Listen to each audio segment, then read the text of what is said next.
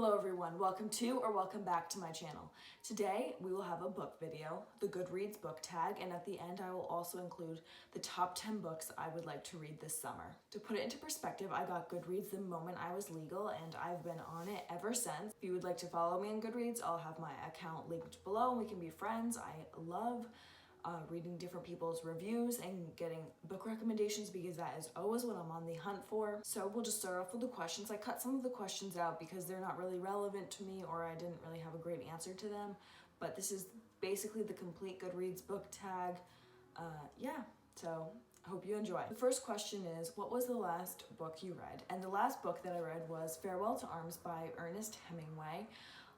Let's just say I thought I was going to hate this book for about the first 50 pages, but by the end I had a completely different opinion of this book and the writing style and the characters, so I will be reading more Hemingway in the future. I will include my full thoughts about this book with my June wrap-up, but if you would like to see them before, of course you can follow me on Goodreads or figure out what I think about them. The second question is, what book are you currently reading? And I am currently reading The Vanishing Half by Britt Bennett. This is a book of the month, and I got this book 2 days ago, I believe, and I am about 50 pages into it because I had to finish reading Farewell to Arms, but I am loving this book so far. This book is definitely presenting a lot of difficult topics, but important questions to think about. The next question is, what is the last book you marked on your TBR shelf? And that would be Americana by Chimamanda Ngozi Adichie. I put that book on my TBR because I read Half of a Yellow Sun by the same author and I absolutely loved that book. Her characters are astounding, but also her writing style is amazing. And so I really want to read some of her other books because she has quite a few and they all are really highly reviewed and well thought of. So I really wanted to read another one of her books, and that's just the last one that I happened to mark. Next question is, what book do you plan to read next? Now this is a tricky question because I know what book I have in my possession that I can read next, but I'm really hoping I might be able to go to the library before then. Our library is doing curbside pickup only, so I have to figure out if the books are actually in the library, if they are checked out or not, and then I can get them curbside pickup. I also have to try to figure this out with my sisters and see what books they want, or if my mom wants certain books, so we can do one big order together. So if we are unable to go to the library within the next week, by the time I finish The Vanishing Half, I hope to read The Name of the Wind by Patrick Rothfuss. I have not started this book yet. This is just a bookmark from the bookstore.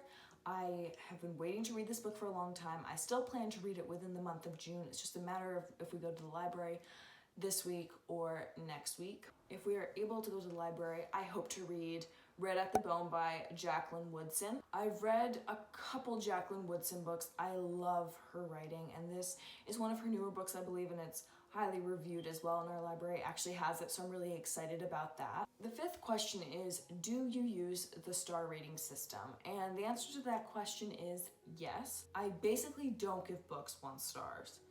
That's just the general rule I have because I typically don't read books that are that bad to begin with.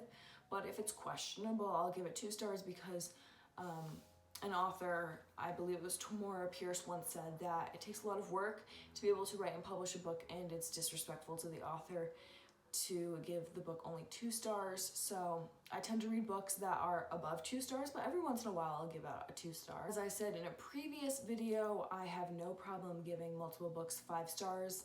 There are different 5 stars in my mind. Try not to get too hung up on it because my personality would never let me rate books if I got too freaked out about if all the 5 stars are equal, because I would never be able to actually rate books and review them. The next question is, are you doing the 2020 reading challenge? And of course I am.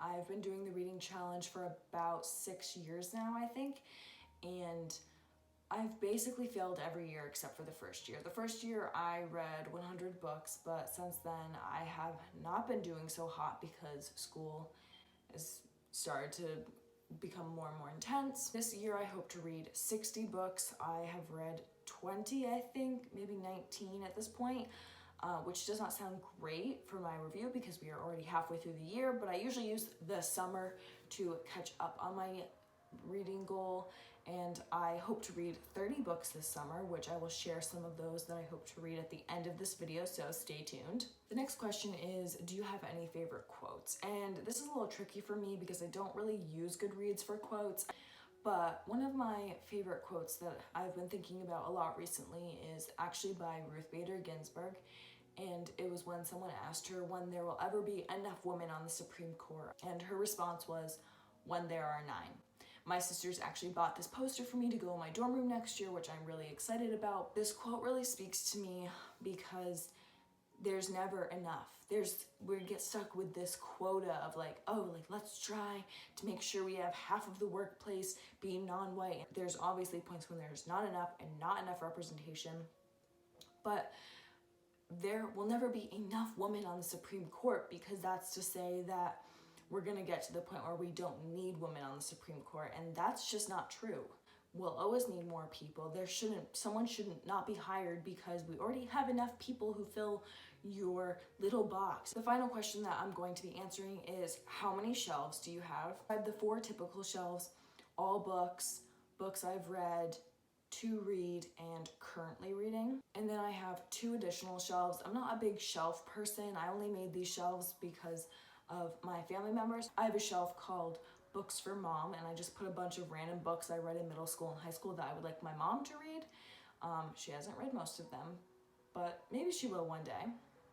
And then I also have a shelf called Best Books at insert my high school name here. I will not be sharing that for privacy reasons, but it's basically all the best books at my high school library for when I was working on recommending books to my sisters or my friends or just random people that I saw in the library. I would be able to know if that book was actually in the library or if I had gotten it from a different place, so I wasn't recommending books that just didn't exist. To wrap this video up, I will be sharing the top 10 books I would like to read this summer. I'm not really a person who likes to set out every single book I would like to read this summer, because part of what I love is either wandering into a bookstore, but in the summer I usually spend it going to the library every other week, and just picking random books off the shelf. I love being surprised. Usually in the summer I try to pick a couple classics because it's a great opportunity to read some classics because I'll actually have time to read them. As I said in a previous video, I'm also working on consciously choosing books that offer a different perspective from my own, because I'm trying to become better educated in this world. The first book that I would like to read this summer is Anna Karenina by Leo Tolstoy. I mentioned in a previous video that I have a Russian obsession. I've already read War and Peace by Leo Tolstoy, and this I would say is his more read novel, and so I've been really looking forward to reading this. Thanks to A Gentleman in Moscow, the ending has already been spoiled for me, but I'm fine. I'm really excited to read this. It is a hefty book. That's why I'm hoping to read it this summer, because if I start it during the school year, it will drag on for like 8 months. The next book I would like to read this summer is titled Native Son by Richard Wright. This book was actually mentioned a lot, I believe, in Reading with Patrick by Michelle Kuo, and it was actually on the list for my sister's AP Lit reading class, and I was like, maybe you should read it and I'll get to read it as well. The premise of the book just sounds so interesting, and it is a classic, so I definitely want to get to that. Along the same lines of that, the third book I would like to read this summer is Things Fall Apart. This is also my sister's AP Lit reading list. I think she's actually going to end up reading this book, so hopefully when she's done, I'll be able to steal it from her and read it as well. On my radar since my sophomore year of high school, because we were supposed to read it for one of my history classes, but we never got around to it because people thought the book was too big. It's not. I don't know what they were talking about, but whatever. I'm really excited to read this book because this has been on my mind for a long time. The fourth book I would like to read this summer is Fangirl by Rainbow Rowell. This has also been on my radar basically since it came out. When Fangirl came out, a booktuber was talking about how she loved it so much because she read it around her freshman year of college, and so I decided, because that's just who I am, that I was going to read it during my freshman year of college. So I was looking at books on my TBR, and I realized that I just finished my freshman year of college, so now's the time to read Fangirl. The next book that I hope to read this summer is really embarrassing. It's called Stones from the River, and one of my English teachers gave it to me my junior year of high school, and I was supposed to read it. and I kept it for 2 years and I never read it. So I should get to that. She recommended this book to me because of the stellar characters, and I've read about the first 80 to 100 pages like 3 times now, and I just haven't had time to fully sit down and read it, so I'm hoping to read it this summer. The next book that I would like to read is Go Tell It on the Mountain by James Baldwin. This was also a book mentioned in Reading with Patrick. I haven't read any James Baldwin and I really would like to, so I'm hoping to read that. I'm not sure if my library has it, but I'm hoping they do. The 7th book I would like to read this summer is The Color Purple. My library does have this book, and this is another classic. Just trying to read as many classics as I can because it helps me understand references better, but also they're classics for a reason. They have this beautiful writing and they offer something, whether it's a different perspective or an amazing idea, and I'm hoping to read as many as I can. The 8th book that I would like to read this summer is a book that I've already mentioned, which is The Name of the Wind by Patrick Rothfuss. The 9th book that I would like to read this summer is A Raisin in the Sun. A lot of high school classes at my high school read this book, but I was never in the right class, so I never got to read it. My sisters have read this and they also loved it. The 10th book that I would like to read this summer is actually 2 books. I'm not really sure which one I'm going to read, but either The Adventures of Tom Sawyer or Huckleberry Finn. I didn't read either one in high school. I know, it's really bad, but that's just because I was never in a class that taught them.